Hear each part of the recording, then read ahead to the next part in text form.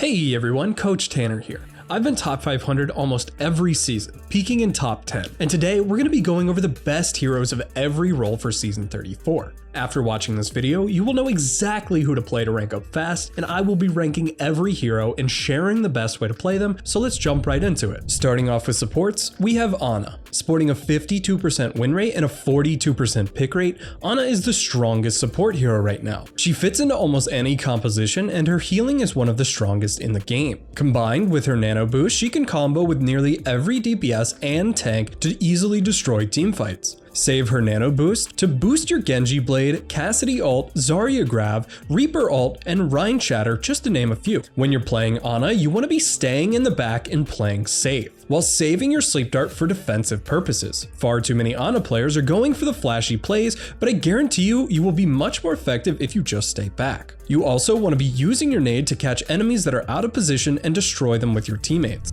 Now, Baptiste is just a weaker Ana, but he can output a lot more damage if your DPS just aren't doing the job. His immortality field is hands down the best part about his kit. You want to be using this to save your teammates from certain death whenever they're inting into the enemy team. You can also combo this ability with your teammates' dives to make sure that they stay alive while they're jumping into the enemy backline. He's currently sitting at a 7.7% pick rate and a 49.62% win rate, showing that he is just a lot more situational than the rest. Mercy may be one of the easiest supports to play, but she is definitely one of the strongest. Being the most mobile support, staying alive is going to be much easier than the others. You want to be constantly bouncing around from teammate to teammate, making it harder for the enemies to hit you. Your damage boost should be used most of the time, while healing is used as a backup. Make sure you're only doing this if you have a second main support, as healing can easily fall off with Mercy if you're damage boosting too much. With the second highest pick rate at 20.47% and a 52.49%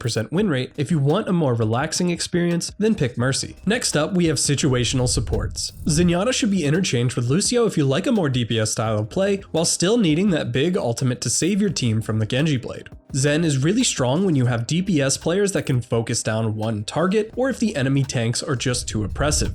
You want to be picking Moira when you're being focused. Her lifesteal, heal orb, and fade allow her to stay alive even against the best dive team. You'll want to play hyper aggressive with your DPS heroes and save your fade for enemy key abilities like Genji Dash or Doomfist Punch. Last but not least, we have Brigitte. She is great when the enemy tracer is destroying your Zenyatta one trick and you absolutely need to win this game. Her armor pack makes heroes like Tracer and Reaper do a lot less damage, and comboing with her stun can easily secure kills on enemies that are out of position. Alright, real quick, you can get 50% off your membership on our website at GameLeap.com. This is where we teach the best strategies for Overwatch, Valorant, Apex, and many more games. I'm one of the main content creators on the website, and I'm confident that you will find something that is not available anywhere else on YouTube. There are tons of advanced tips and tricks coming from some of the highest rated players around the world, and your membership will automatically unlock full access to over 2,000 guides across all 6 of our games. So, click the link in the description below and sign up right now. Now, let's look at the tanks. Up first is Roadhog, everyone's favorite DPS tank. Roadhog excels at getting picks for you and your team while weakening the enemy's team fighting abilities. While playing Roadhog, you want to be positioning yourself to hook enemies who are overextending. Play around corners and health packs while your self-heal is down. One big tip that I can give you for Roadhog is that his breather reduces the damage you take by 50%, allowing you to tank large hits like Diva Bomb without even flinching. Rolling in at second, we have Hammond, the fastest and possibly best tank in the game right now. In the right hands, Wrecking Ball can be absolutely devastating. The reason he's the strongest tank is simply his ability to stay alive. Health pack knowledge on this hero is absolutely necessary. You need to be constantly chipping away at the enemies and displacing them with your grapple and roll. Rolling into an enemy from behind while they are too far up, comboed with your pile driver, will almost guarantee a kill. One thing many people really don't know about Wrecking Ball is that his shield ability is blocked by enemy shields. So make sure that you don't use it while the enemy Rhine has his shield up, or if you're in a Winston bubble.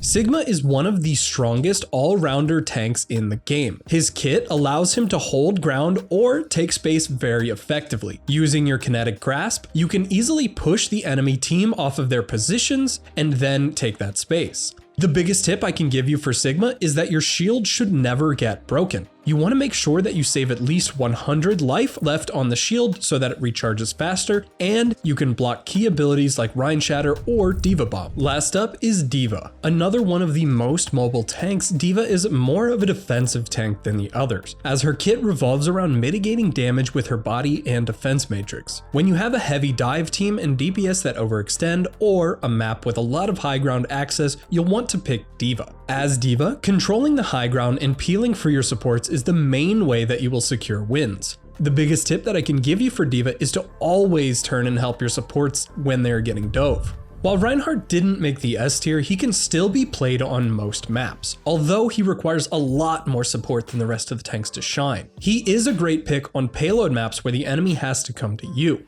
Paired well with Reinhardt, we have Zarya, another tank that needs teamwork and support to pop off. Zarya is a tank that has no vertical mobility, so stay away from maps like Numbani and Gibraltar. Orisa is interchangeable with Reinhardt but has even less mobility. You want to be picking Orisa to combo with another tank that takes space like Sigma. She can easily lock down the objectives while your Sigma is taking the space. Winston is the king of taking high grounds. He goes best with characters like Diva and Hammond, where they can both jump together and take out an enemy. Being super mobile, Winston wants to bounce around the map supporting whoever he can, since he isn't usually able to solo enemies. Now for what you've all been waiting for, the DPS. Soldier 76 is hands down the strongest DPS that you can play right now. He has all the right tools to be as selfish as you want. His mobility allows you to flank and take off-angle positions without being punished for overextending. He can easily pair with any comp, as his kit allows him to play without any support due to his heal pad. When playing Soldier, you want to be constantly shooting everything. No, seriously. Soldier has such insane DPS output that even if you were just shooting a shield, you were being useful. And the longer you hold that M1 button, the more pressure the enemy team is going to feel. Soldier players can be extremely oppressive and hard to deal with if played right, so make sure you try him out. High up on the tier list, but even higher in the sky, we have Pharah. Now she may seem like an odd pick, but paired with a Mercy Pocket, she is unstoppable. Looking up is apparently too hard for some people, and Pharah proves that. When playing Pharah, you absolutely need to learn positioning, and the easiest tip that I can give you is just to play around corners, but in the sky. Make sure that you can easily fall back if you are playing against heroes that can quickly kill you like Widowmaker and Cassidy. Pharah's ultimate should be comboed with other ults such as Rhine Shatter or Zarya Graft, but can be used to secure solo kills or to burst down a tank at the start of a fight.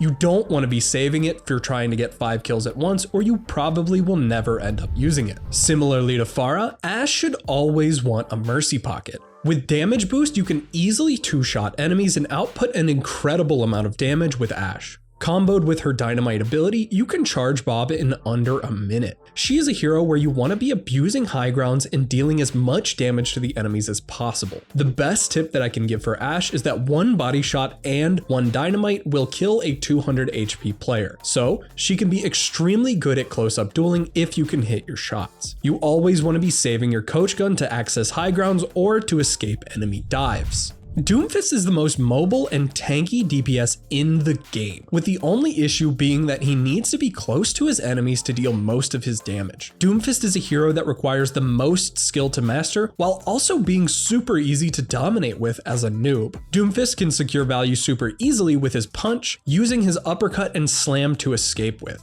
Most of the time, you want to be playing near your team, using your punch to destroy enemy tanks. If you find yourself on the high ground, try and use your slam plus your uppercut and your left clicks to secure a kill on a squishy target. Then you can escape using your punch. Doomfist is one of the most fun and versatile heroes that the game has to offer, so make sure you try him out. Zipping in at the start of our next tier, we have Tracer, another extremely mobile DPS, but with only 150 HP. She doesn't have nearly the same amount of survivability as Doomfist does. Tracer is a hero that you want to be playing if you're very confident in your movement and reaction times. She is not easy to play and she requires good positioning to be played effectively. Don't let this discourage you though, as she can still be extremely fun to play even if you aren't good at her. Her pulse pistols have a very short range, so you need to be finding ways to get as close to the enemy as possible before unloading your clips. Now, many people like to try and stick the enemy supports or DPS with pulse bombs, but find themselves missing and really just never getting anything out of their pulses. The easiest way to get value from your pulse is to always throw it at a tank. It's a lot harder to miss Reinhardt's than Tracers or Ana's or any support for that matter, and as long as you do a bit of follow-up damage with your team, it should still be super easy to secure the kill. Everyone's favorite ninja is next. Genji, another high skill cap hero that can easily dominate at lower rank. Genji is super bouncy with his double jump and wall climb, allowing him to absolutely destroy on maps like Gibraltar and Numbani. You want to be diving enemies that are out of position, preferably with your teammates. Genji's deflect is his strongest tool. You want to be mastering your deflect usage and canceling it quickly to get huge right click damage when you're near enemies. When you dash into an enemy, get into his face, pop deflect, and then end it really quickly so that you can get some right clicks off before your enemy realizes that deflect is down. The edgiest hero in the game is next. Reaper. Being one of the shortest range heroes in the game, Reaper really excels at tank busting. His shotguns can deal an incredible amount of damage at close range, and you will have to learn positioning really quickly when picking up this hero. You want to be playing near your tanks as much as possible and winning that tank duel so that you can carry your team to the victory. With his teleport, he can easily combo with dive comps as well, allowing him to sneak into the enemy backline as your Winston, Diva, and Genji jump into the fray. Echo is probably the most difficult character to play. This is due to her ultimate being able to copy any hero in the game. She is the only other DPS that can fly like Pharah, which makes having a mercy pocket on her extremely strong. She is possibly the strongest hero in the game, but her skill ceiling makes it hard to get that value out of her, and that's why you shouldn't be playing her nearly as much. Now, Cassidy can be extremely strong in the right hands, but like Echo, he requires good positioning and even better aim to pop off with, which is why you shouldn't be playing him. If the enemy team has a Pharah or Echo, you're gonna wanna stick with Soldier over Cassidy, which is why he comes so low in the list. Another hero that requires way too much aim for you to pop off with is Widowmaker. Just leave it to the pros, guys. I know you wanna get the clips and I know you wanna show off to your friends, but you can get so much more value on just about any other hero that isn't Widowmaker. She can be fun to play as long as you hit your shots, of course, but there's just much easier ways to win, which is why we consider her so bad. Sombra is another hero that just doesn't do good enough to justify picking her. If you love playing Sombra, more power to you, but your elo won't. While she may be the worst DPS in the game, she isn't the last on the tier list. Up next, we have situational heroes. Heroes that are excelling at win rates but have a really low pick rate because they are played on specific maps. With the highest win rate in the game of 58% and nearly the lowest pick rate of 0.61%, we have Symmetra, a hero that is extremely map dependent. You only want to be playing Symmetra on King of the Hill maps. This is because on King of the Hill maps, you want to be teleporting out of spawn to get to the objective in the first team fight faster. This will help you win that first team fight and snowball your team to victory. With just under 57% win rate, we have Torbjorn, a hero that is picked on very specific maps where his turret can shine. Maps like Hanamura, where his turret can be placed on the sidelines as the enemies have to cross over to get to point. That turret can just do work on the enemy backline and pump out tons of damage. Bastion is a hero we all know and hate. Just me? Being practically immobile, Bastion needs more support than most DPS to be effective. This is why you shouldn't be picking him unless you have a specific strategy built around him. Mei is just like Sombra in the regard that she doesn't do enough to make her worth a pick. Her damage is overshadowed by the rest of the roster, and the crowd control she brings is just too hard to get teammates to follow up on. While her ultimate may be one of the strongest in the games for King of the Hill and 2CP, she just doesn't make the cut for payload and normal maps. Last up, we have Junkrat, a devastating hero in the right hand, but he doesn't bring enough direct damage for the team. Most of his damage comes from projectiles in some way or another, which makes him easily counterable by playing in the open. Now, on maps with small choke points, he can really destroy enemy teams that are playing shield heavy comps, so make sure you try him out in that situation. And that concludes our tier list. It was an absolute pleasure making this video for you. Now I want you to tell me who you're going to be playing this season in the comments below. Personally, I'm going to be abusing Soldier to end top 500 this season before the next Overwatch 2 beta. Make sure you head over to the GameLeap website if you also want to end top 500 just like me. Thanks again for watching, and I'll see you next time.